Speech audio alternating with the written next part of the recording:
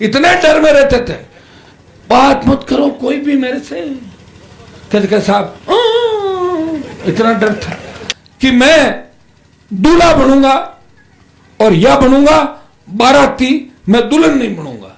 यह आपने बयान पढ़ा होगा मेरा कि गहलोत जी राजनीतिक पिता है। ये राजनीतिक पिता कौन सा होता है? मेरे पिता तो एक ही होता है, माता पिता। ये राजनीतिक पिता अलग होता है क्या है? साला मेरे को तुम्हारा राजनीतिक पिता नहीं, ये तुम्हारा असली पिता ही है, राजनीतिक पिता नहीं। कानून का इकबाल खत्म हो गया राजस्थान के अंदर। पुलिस गुंडों की चौकट पर खड़ी रहती है, थानों में पार्टियां चलती है और गरीब आदमी थाने में जाने से डरता है कि 151 बंद करके कपड़े उतार देगा थानेदार। भाई उस व्यवस्था को कौन ठीक करेगा? कोई फरिश्ता नहीं आएगा, आपको खुद को समझना होगा। नहीं तो तेजा जी अवतार लेंगे और नहीं गोगा जी आपके बीच आएंगे। आपको खुद को ही इस वोट की चोट से सरकारों को ठीक करना पड़ेगा। एक व्यक्ति है जिसने चिंता करी, अपना पूरा जीवन समर्पित कर दिया, पूरी जवानी किसान कौम और जवान के लिए समर्पित कर दी। जो कहता है वो करता है, वो धोखा नहीं देता, सबको साथ लेके चलता है और सर्व समाज की चिंता करता है। इसलिए राजस्थान के अंदर जब भी कोई घटना घटित होती है, जब भी कोई पीड़ा के अंदर होता है, कोई दुख और तकलीफ के अंदर होता है, अगर सुई भी चुभती है तो दर्द हनुमान बेनीवाल महसूस करता है। वो राष्ट्रीय लोकतांत्रिक पार्टी का प्रत्येक सदस्य उस दर्द को महसूस करता है और राजस्थान के अंदर कांग्रेस और भाजपा से लड़ने की मादा रखता है। पार्टी बना के संदेश दिया, हम लड़ाके हैं, हम मोर्चा खड़ा करेंगे, हम क्षेत्रीय पार्टी बनाएंगे। लोग कहते थे क्या कर लेंगे राजस्थान वाले, यहाँ तो एक बार कांग्रेस एक बार बीजेपी बहुत जिद करते थे। 3 विधायक 5 प्रधान म्युनिसिपलिटी का चेयरमैन बनाया। प्रयास कर रहा हूं, एक दिन में सब कुछ नहीं होता। अब खेती भी करते हैं तब पैसे पहले शुरुआत करते हैं, बीज बोते हैं, बरसात होती कि नहीं होती, कई स्थितियों से गुजरना पड़ता है, कई बार अकाल भी पड़ जाता है। तो आदमी थकता नहीं है, वो दूसरी बार भी खेती करता है। ऐसा नहीं कि एक बार बरसात नहीं हुई तो खेती नहीं करें, हो जाती फसलें खराब किसानों की। उसी तरह हनुमान बेनीवाल ने चिंता नहीं करी क्या होगा क्या नहीं होगा, लेकिन यह ठीक होगा कि जिस दिन भी सत्ता के नजदीक आएंगे या मेरी वजह से सत्ता आएगी, पिछली बार मैंने बयान दिया कि मैं दूल्हा बनूंगा और या बनूंगा बाराती, मैं दुल्हन नहीं बनूंगा। यह आपने बयान पढ़ा होगा मेरा। तो दूल्हा अगर कोई मजबूत हो तो मैं बाराती बनने को भी तैयार हूं। 3, 5, 10 जो भी एमएल आए, कोई मजबूत दूल्हा मिले तो मैं उसकी बारात में चल पड़ूंगा, लेकिन दुल्हन हनुमान बेनीवाल नहीं बनेगा। और आपने देखा भी होगा कि सत्ता मेरे पीछे पीछे रही दिल्ली में, स्टेट में, और मैं आगे आगे भागता रहा। मैंने कहा मुझे मंत्री नहीं बनना, मैं संतरी बन के किसानों की सेवा करूंगा और किसानों का राज राजस्थान के अंदर लाऊंगा। ये मेरे संघर्ष का ही परिणाम है कि किसान का बेटा उपराष्ट्रपति बना। पहले तो याद नहीं है उपराष्ट्रपति, बीजेपी को मना किया था किसी ने। अरे बीजेपी थी ना 98 2000, उससे पहले मोदी जी थे, तो उपराष्ट्रपति बनाया तो नहीं आपका, प्रदेश अध्यक्ष बनाया तो नहीं, कांग्रेस ने बनाया तो नहीं। इसलिए बनाए कि हनुमान आगे बढ़ रहा है, ये आरएलपी मजबूत हो रही है, तो कुछ ऐसी जगह इनको बिठा दो और इनको दिखाते रहो, देखो हमने आपका ये बना दिया, हमने आपका ये बना दिया। मुख्यमंत्री नहीं बनाएंगे, भूल जाओ आप इस बात को। उपराष्ट्रपति बनाया, राष्ट्रपति नहीं बनाएंगे, समझ गए ना आप। ऐसा पद दे दो कि पद को दिखाते रहे और उस बात के वोट लेते रहे।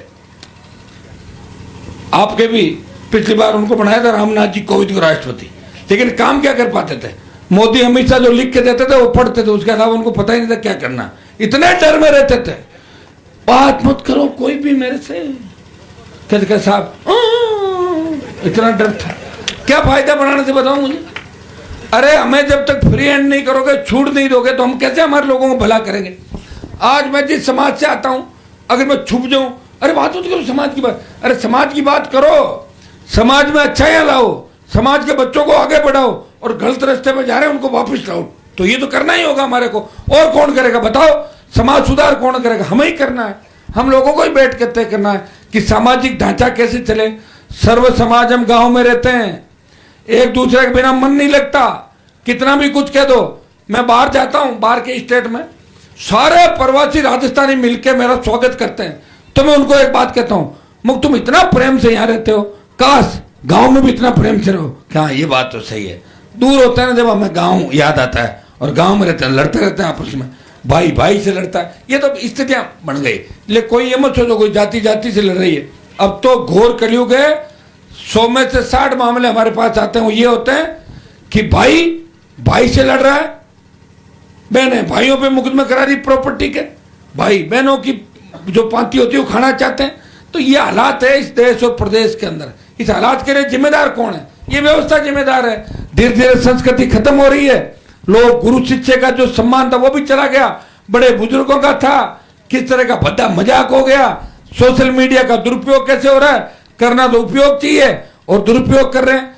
अब ये जो इससे टेलीविजन, एक जमाना था कि टेलीविजन के अंदर किस तरह के सीरियल दिखाए जाते थे और अब क्या दिखाए जा रहे टेलीविजन में, बताओ मुझे।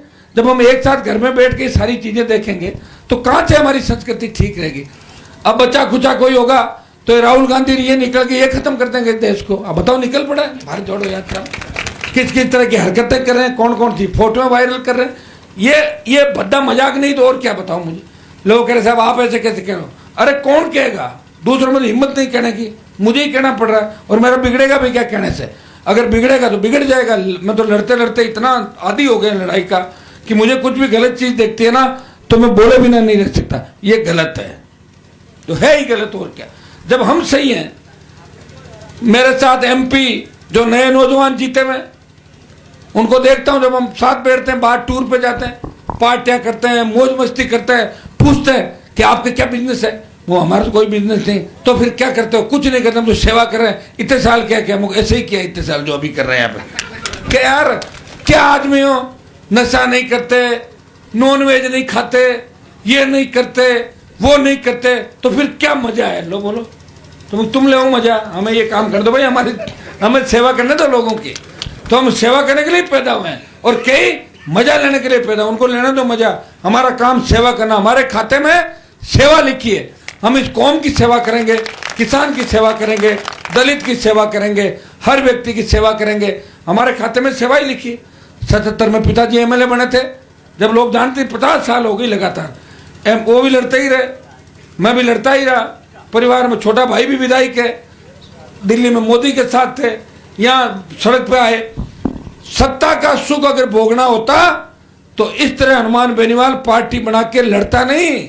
मुझे सत्ता का सुख नहीं भोगना था, पूरी सत्ता किसान के हाथ में और जवान के हाथ में देनी राजस्थान के अंदर। इसलिए रात और दिन आपके बीच लग रहा हूं। मुझे कौन सा सरदार से चुनाव लड़ना, बताओ मुझे, तैयार कर रहा हूं। अगर मेरी पार्टी नहीं होती, अगर हरियाणा और ये पार्टी यूपी की होती तो लालचंद जी मुंड को टिकट छोड़ देते। कोई भी दिल्ली में जाकर सेट करके दूसरा टिकट लेके आ जाते। पहले धंधा करते थे कि नहीं करते थे लोग? टिकट भी सोच समझ के देता हूं। पिछली बार बलदेव शरण को लड़ाया, बाली जी भी मांग रहे थे टिकट, इनको एकजुट किया। मैंने कहा अब की बार सारे मिलकर लालचंद जी के लग जाओ। अब की बार ये राजस्थान के अंदर बदलाव का चुनाव है। अब की बार मैसेज ये देना कि आरएलपी जीत रही है, हम सब एक हैं, संगठित है। और बाली जी मैं आपको भरोसा दिलाना चाहता हूं कि जिस दिन राजस्थान के अंदर मेघवाल समाज हमारे साथ आ गया तो राजस्थान का बदलाव, बहुत बड़ा बदलाव होगा। और ये सही है, एक जाति के विकास से किसी राज्य का विकास नहीं होता, सारी जातियों का विकास जरूरी है। ये 100% सही है। और मैं तो ऐसा व्यक्ति हूं, ब्राह्मण बनिया राजपूत का भी आर्थिक आधार पर जब आरक्षण का मामला था तो मैंने कहा ब्राह्मण बनिया और स्वर्ण जातियों को आर्थिक आधार पे आरक्षण मिलना चाहिए। ये 7 साल पहले ही कह दिया मैंने। तो फिर मैं जातिवादी नेता कैसे हूं, बताओ मुझे। और दूसरे नेता कैसे अच्छे हो गए जो जीत के तो जाते हैं समाज के नाम से, किसान के नाम से, और वहां जाते कहते हैं कि मोदी जी नाराज हो जाएंगे, हमारे तो वो है ये है, जीत के जाते हैं आपके वोटों से।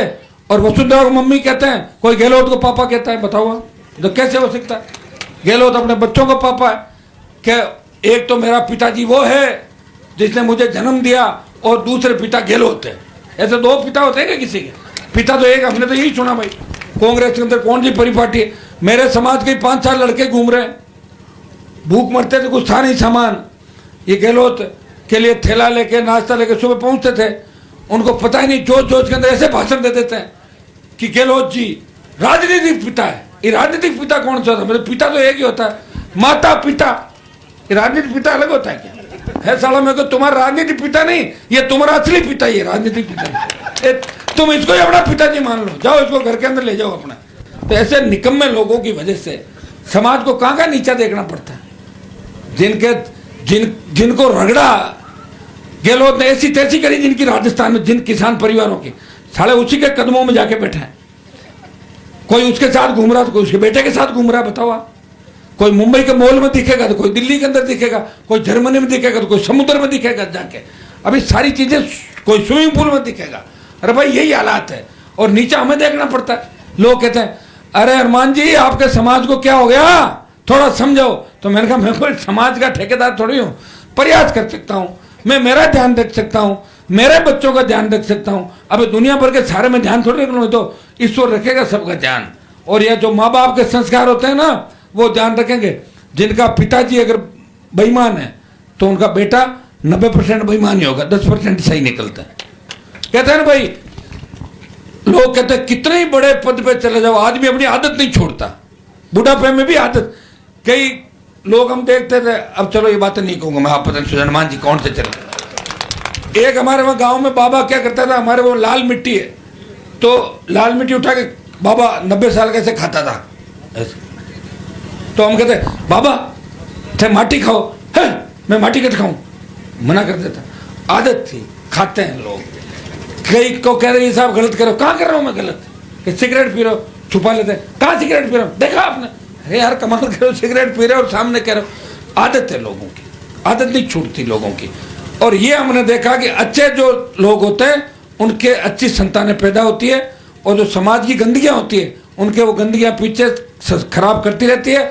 उनको चाहे कितने ही बड़े पद में बिठा दो, चाहे राज्यपाल बना दो, चाहे राष्ट्रपति बना दो, और चाहे मुख्यमंत्री प्रधानमंत्री बना दो, वो तो उस परिवार का जो दाना खाया है, जहाँ का सिस्टम है वो वैसे ही होते हैं। ये गलत कह रहा हूँ सही कह रहा हूँ, आप बता दो मुझे। अच्छों के अच्छे होते हैं। कई लोगों की मौत होती है तो पूरा गांव रोता है, अरे गलत चला गया। और कईयों की होती है जब गुहाड़ में बैठे लोग कहते हैं पाप कट गो, एक और गंदगी साफ हुई, और क्या था जब पाप कट मर गो 10 साल पहले मर जाए तो और ठीक हो, लोगों ने खराब करता हूँ। तो ये हालात है भाई सिस्टम के। तो मैं ऐसे नहीं कह रहा हूँ, मैं मेरे मन से सारी बातें कह रहा हूँ। लंबी बात बोल गया, आगे भी काफी गाँव है। मैं लालचंद जी के लिए वोट की अपील करना आया हूँ। मैं आपको इतना ही भरोसा दिलाता हूँ, जो मेरे मन के अंदर है, अगर मुझे सत्ता में आने का मौका मिला, सत्ता के नजदीक बैठा, तो राजस्थान की व्यवस्था को सुधार दूंगा 15 मिनट के अंदर। मैं भरोसा दिलाता हूँ आपको, ठीक होगा सारा।